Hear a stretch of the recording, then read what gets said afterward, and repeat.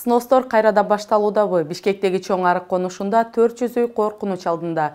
Нариман Тулеев алгач Таймс-сквер кылгысы келген ЦУМ соода борборунун жанын эми Монте-Карло кылууга бел байлап, шаардыктарды чыдап турууга чакырып, эгер жакпаса кайра жасап берем деди. Кыргыз тигүү өнөр жайынын көйгөйлөрү 100 миңдеген жарандарды иш менен камсыз кылып аткан бул тармак жабылып калуу коркунучундабы? Алдыңкы мүнөттөрдө ушул жана башка жаңылыктар менен кененирээк тааныша аласыздар. Студияда мен Перизат Сайтурхан, саламатсыздарбы? Бишкек шаарындагы чоң арык турак жай конушунун тургундары Кожобергенов көчөсү реконструкциялоодон улам үйлөрү бузулуп калышы мүмкүн деп кооптонушууда. Кактус мунун толугу менен мүмкүн экендигин билдирет. Биз кеминде 400 үй жөнүндө сөз кылып жатабыз. Тургундардын айтымында пландалган кеңейтүү жөнүндө 2024 жылдын декабрь айында Бишкек башкы архитектурасынын өкүлү аларга бул маалыматты айтканда билинген. Ал үй ээлерине жол эми жаңы кызыл сызык боюнча өтөөрүн билдирген. Жашоочулар алардын үйлөрү өткөн кылымдын 60-жылдарындагы чиймелер жана сызыктардын чегинде тактык менен курулгандыгын айтышат. Биздин үйлөр 1960-жылдары сааттын механизминдей тактык менен курулган. Биз 2 ай бою иликтөө жүргүзүп, андан кийин шаардык кеңешке бардык. Ал жерде курулуш министрлигинин жана Бишкек шаардык архитектура комитетинин өкүлдөрү жолду кеңейтүү керек болгондуктан үйлөр бузуларын айтышты. Албетте баарыбыз таң калдык. Жыйын чакырдык. 3 километр жол, 3 автобус аялдамасы, 400 үй. Жолду 1 тилкеге кеңейтүү үчүн үйлөрдүн 40% бузулуш керек. Эгер ал 2 же 3 тилкеге кеңейтилсе, анда биз кызыл сызык боюнча оң жана сол жактагы бардык үйлөрдү жоготуп алабыз деп билдиришти журналисттерге.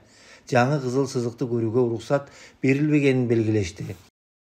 Бузуу иштерине тынчсызданган адамдар мэриянын кеңсесине барышкан, бирок жашоочуларды ал жак кабыл албай, андан кийин транспорт министрлиги мэриянын кеңсеси жана Бишкек архитектура башкармалыгы Кожобергенов көчөсүнүн кеңейтүү планын четке кагышкан.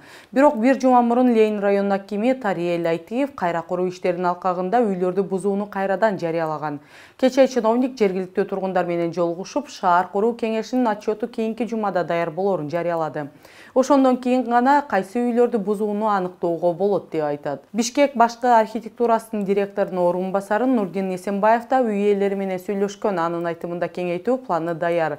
Ал үйлөр эмес, тосмолор жана турак жай эмес жайлар бузулат. Сызыктан тышкары жайгашкан имараттардын бузулушу мүмкүн экендигин билдирген маалымат күчөткөн болчу.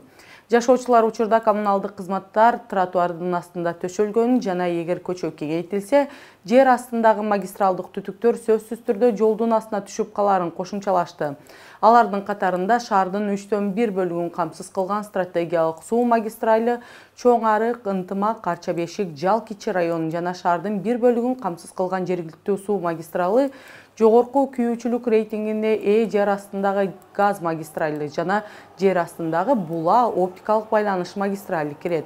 Көчөнүн тургундарынын пикири боюнча мамлекет үчүн үнөмдүү жана убакытты аз камсыз кылган, тургундар үчүн анчалык деле зыян келтирбеген альтернативдүү жол сунуштарын карап чыгууну сунушташууда. Кожобергенов көчөсүнүн тургундары Бишкектин Ленин районунун акими Тариел Айтиев менен жолугушууга жазылышты. Аларды 19 ноябрда кабыл алып, шаар курулушу боюнча отчет кийинки жумада даяр болоорун жана ошондон кийин гана үйлөрдүн бузулушу мүмкүн же жокпу айкын болоорун билдирген.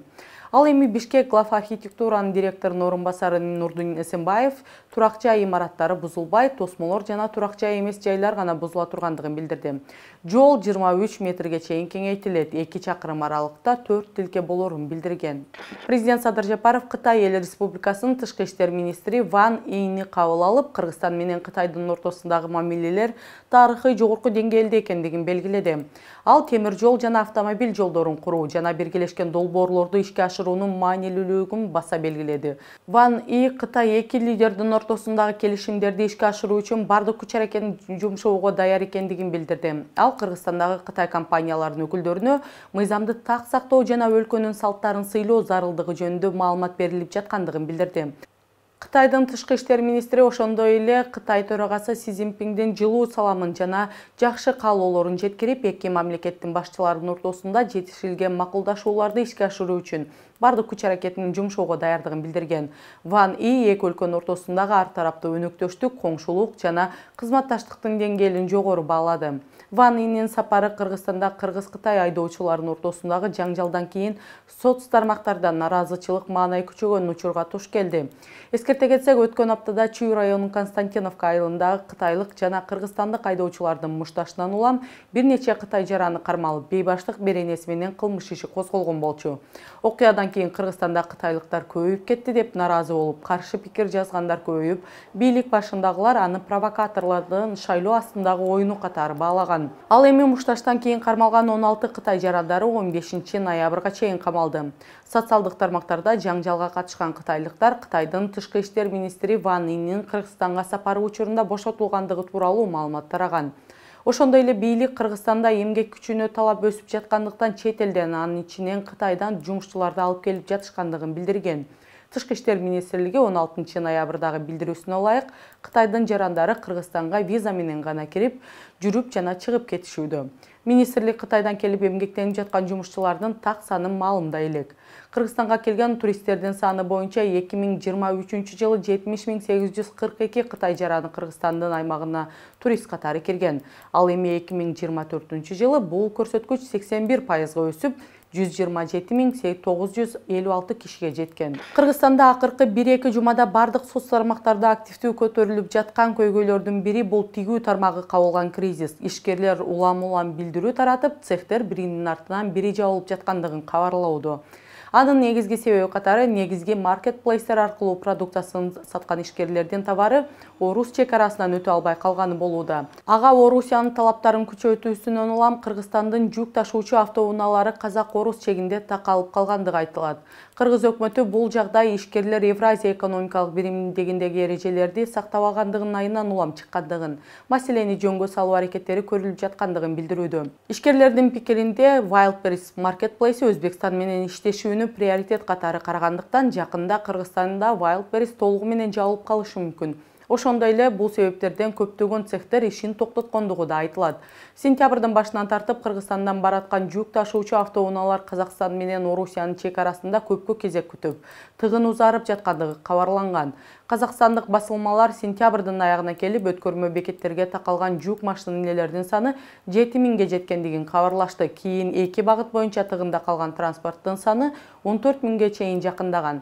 Кезек акыры 1000ге чейин кыскарган. Казакстандын транспорт министрлиги кезектен узарышын Орусия Федерациясы тараптан текшерүүлөрдүн күчөшү менен түшүндүргөн.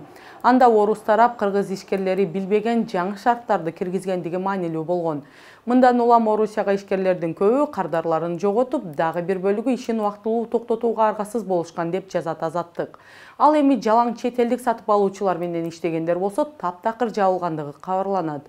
Евразия экономикалык биримдигиндеги өлкөлөрдүн өкмөттөрүнүн сүйлөшүүлөрүнөн соң Орусиянын президенти Владимир Путин октябрдын аяктарында жарлык чыгарып, Казакстан жана Кыргызстандан товар ташып келүүгө бир аз жеңилдиктерди берген. Ал эми кыргыз өкмөтү кыргыз ишкерлери менен жолугушууларды жана окутууну баштады. Экономика жана коммерция министрлигинин алдындагы Кыргыз экспорт борборунун алдында муну үчүн ыкчам штаб уюштурулгандыгы да кабарланган. 17 ноябрда экономика жана коммерция министрлигинде министрлер кабинетинин төрагасынын биринчи орун басары Данияр Амангелдиев менен экономика жана коммерция министри Бакыт Сыдыков тигүү тармагындагы ишкерлер менен жолукса, 19 ноябрда Бишкек стандартизация жана метрология борборун, Соода өнөр-жай палатасын жана тиешелүү ассоциациялардын өкүлдөрү Wildberries компаниясынын адистери тигүүчүлөр менен кездешти. Жыйынтыгы кандай болот? Кыргыз текстил тармагы жашап кетеби? Суроо ачык бойдон калууда.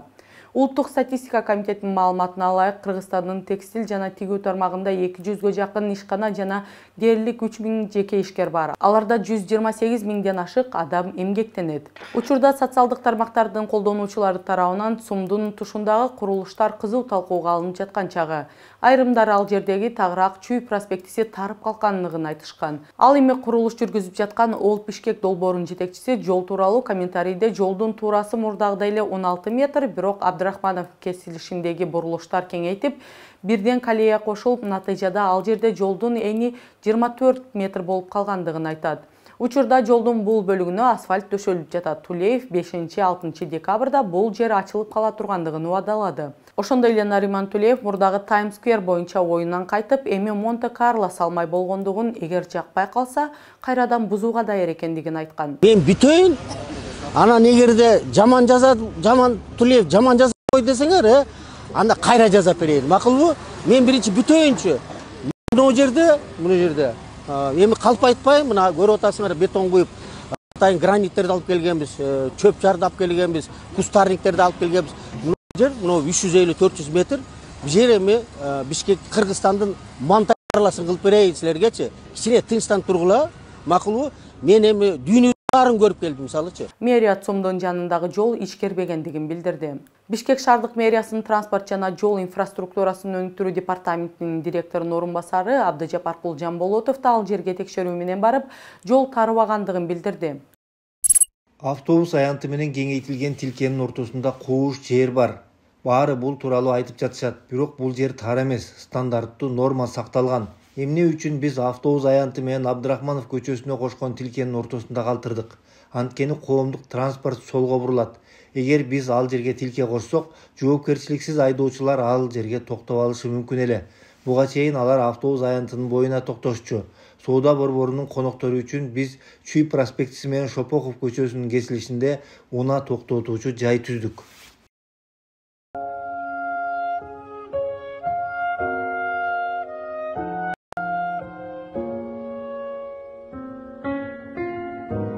Социал-демократтар партиясынын лидери Темирлан Султанбеков өткөн жумада сот жогорку кеңештин депутаттыгына талапкерлердин кыргыз тилин билүүсүн аныктаган тест тапшыруусуна байланыштуу борбордук шайлоо комиссиясына каршы арыз берген болчу.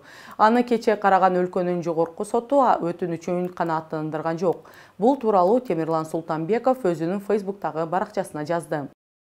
Конституциялык мыйзамдын 59 беренесине ылайык жогорку кеңештин депутаттары кыргыз тилин билиши керек. Ушундай норма бар. Борбордук шайлоо комиссиясы кыргыз тест аркылуу тесттерди өткөргөн жок. Ошондуктан сотко кайрылганбыз. Жогорку сот бүгүн карап кыргыз тилин билбесе эч нерсе болбойт деген чечим чыгарып койду. Бирок бул мыйзамга каршы келип жатат. Бизде көп киши мекенчил болуп сүйлөйт. Кыргыз тесттин жетекчилери бар, мамлекеттик тил комиссиясы бар. Жогорку кеңештин төрагасы Нурланбек Шакиев Тургунбек уулу болуп калган. Өзү ушул мыйзамды кабыл алган болчу. Бирок бул мыйзам эмне үчүн иштебей жатат деген маселени көтөрбөй жатышат. Жогорку сот маалымат бере элек. Султанбеков ошондой эле арыз менен Бишкектин административдик сотуна кайрылган. Сот талапкерлердин мамлекеттик тилди билүү деңгээли тастыкталгандан кийин гана каттоону БШКга милдеттендирүү талабына байланыштуу сот арызды кароого жатпайт деп белгилеп, аны четке каккан. Жогорку сот мурдагы чечимди күчүндө калтырып, Султанбековдун арызын канааттандырган жок. Борбордук шайлоо комиссиясы мамлекеттик тилди колдонуу жөнүндө конституциялык мыйзамда депутаттар мамлекеттик тилди билүүсү керектиги жазылгандыгы менен кандай деңгээл талап кылынары жазылбай калгандыктан тест өтпөгөндүгүн жүйөө келтирген. Ал эми быйыл кабыл алынган мамлекеттик тилди өнүктүрүү боюнча мыйзамга ылайык министрлер кабинетинин төрагасы, мүчөлөрү, депутаттар, соттор, прокурорлор, тергөөчүлөр ченемдик актыларда аныкталган деңгээлде мамлекеттик тилди билүүгө тийиш. Бишкек мэриясы борбордук аянтты жаңы жылга даярдоону баштады. Жаңы жылдык балаты эми Манас эстелигинин түндүк тарабында орнотулуп, ага муниципалитет электр энергиясын үнөмдөө үчүн үнөмдөөнү жөнгө салгычтары бар жаңы гирляндаларды сатып алат. Мэриянын маалыматында толугу менен кооздолгон жаңы жылдык балатынын энергия керектөөсү 53 киловатт-саатты түзөт. Ал эми муз тебүүнү жакшы көргөндөр үчүн муз аянтчасы быйыл 3 эсе чоңоюп, өткөн жылдагы 400 чарчы метрден 1400 чарчы метрге чейин көбөйөт. Ошондой эле электр энергиясын үнөмдөө максатында азык-түлүк сатуучу жайлардын саны 36дан 14кө чейин кыскартылган. Бул бүгүнкү күнгө карата жаңылыктардын негизгиси болду. Аны даярдап эфирге алып чыккан мен Перизат Сайпурхан. Ал эми эгер сиз Тандыр медианы каржылык жактан колдоону кааласаңыз, экрандагы QR же астыдагы шилтеме аркылуу кирип Patreonго жазылсаңыздар болот. Кийинки берүүлөрдөн көрүшкөнчө сак саламатта болуңуздар.